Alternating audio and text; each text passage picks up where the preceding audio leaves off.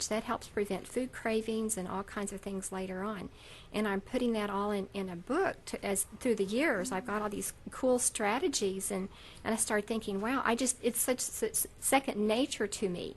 And, Right. then clients ask me, well, do you have a recipe for this, or do you have a technique for this, or what do you do when, I've got grief, or, don't have the right foods to eat, or I've got compulsive emotional, and I'm binge eating.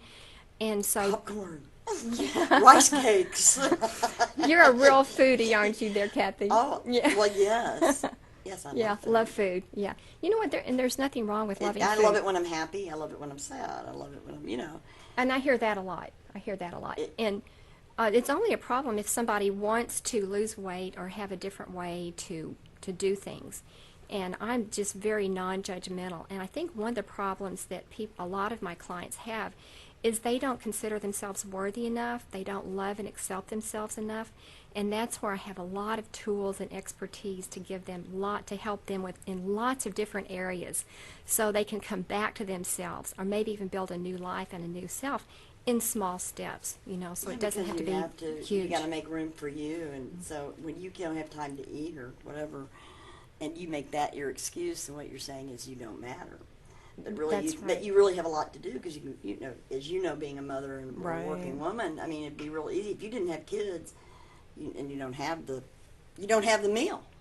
Right. You just kind of eat on the run, and then it starts, then maybe you get addicted to the different foods, like the fast things, and you can get food addictions, I would think. Oh, absolutely. I work with food addictions and binge eating, compulsive eating, emotional eating. People call them different things, stress eating. Right. So I don't think the label is important as addressing What the it is. perspective Exactly. and the attitude, the mind, and what's going on. And it's really a gentle and sometimes a directive approach, but there's so many tools I have to offer people. Well, is that kind of like the book that Oprah's come out was had about a month ago about God, food, and love, or something? That was Janine Roth's book. And I got Janine that Roth book. is a mentor and a trainer of mine, has been for years, and that's good. So it's important, because there's this inner part of us that's wounded or not sure how to progress, and Or that you eat for a thing you're not conscious of, and what the book was telling you is think of when the next time you want to do that, what your thoughts are.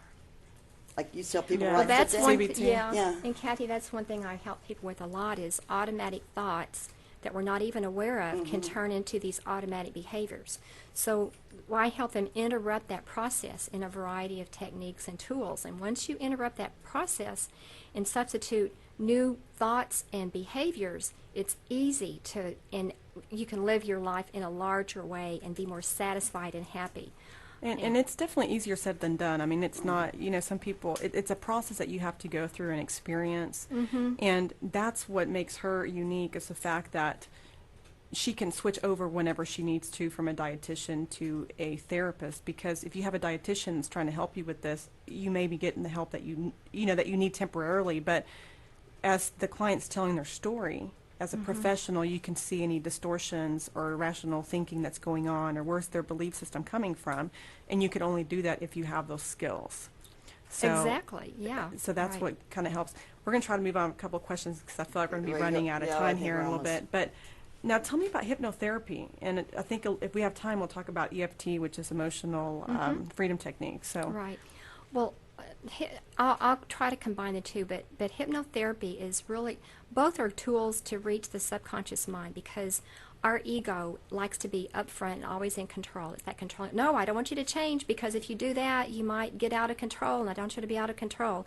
So hypnosis and energy psychology help give the ego something to do, like take a little vacation, so the body can go into a state of deep relaxation. And all hypnosis is positive affirmations in a very relaxed and focused state.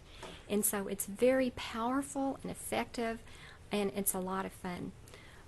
And very effective. So I've had lots of clients email me on the benefits of the energy psychology and the tapping and all those things too. And what's interesting, though, is that we're looking at different components here, because it's not just doing hypnotherapy is going to take care of somebody who has emotional disturbances. That's where you pull in being a therapist. Right. And if the food comes in, then you're the dietitian. So hypnotherapist is just some other tools that you use. Exactly. Now, one more question for you.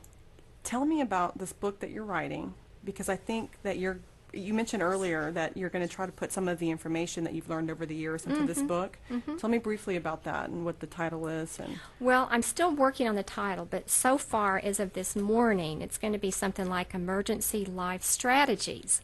How to overcome overweight, overeating, stress and anxiety to have more energy and balance and productivity and a better, better life balance and more happiness again. So if you feel, a lot of people feel like their lives are on a roller coaster, or a lot of people work excessive hours, and a lot of people have been have been laid off. So they're in such flux in our society today. And I thought, I've got a lifetime of skills, and I continue to be on the cutting edge of technology and learning and ways to help people. So I thought I need to compile it, put it in a book, because I've been helping my clients with this and showing them what to do over the years. So you have a book. Yeah, so it's not out yet, but it's almost. Tell us when you kind of anticipate the book. If people can go to my website, bingeeatingdisorderstreatment.com or alicebaland.com. That's ALICEBALAND. One L. BALAND. That's right, Kathy. And either one of those. And as I get more information about when that's going to come out, I can put that on my website. And you can leave me your information if you're interested in this book or anything else. Come back on the show and talk sometime. Yes, yeah, that'd be great. Yeah, I enjoyed definitely. being here. Yeah. Yeah, because I can tell she's got some other, especially on maybe specifically the weight issues. We just kind of skipped In over a that fun way, question. not deprivation eating or restrictive eating, because everybody's been through all that. This is a very nurturing way to eat and have a wholesome meal plan. And I don't call it diets. It's just a kind of a fun way to eat. Okay. Yeah, she looks good. She does. Thank you. Tell us again, what's the easiest way to get a hold of you if anybody has any questions? Well, they can call 469-737-5455, or they can go to bingeeatingdisorderstreatment.com and reach me that way. All right, guys. Well, thank you all for being Thank you, Nadia. on today. Great. And if you guys have any other problems physically, whether it's chronic pain, you can reach me also at cognitivefitnesstherapy.com or 214-240-5622. She's the lady. That's And right. both of y'all are. Thank you for bringing her on the show. Good job. Good job. All right, Thank you. Thank you. We'll be back.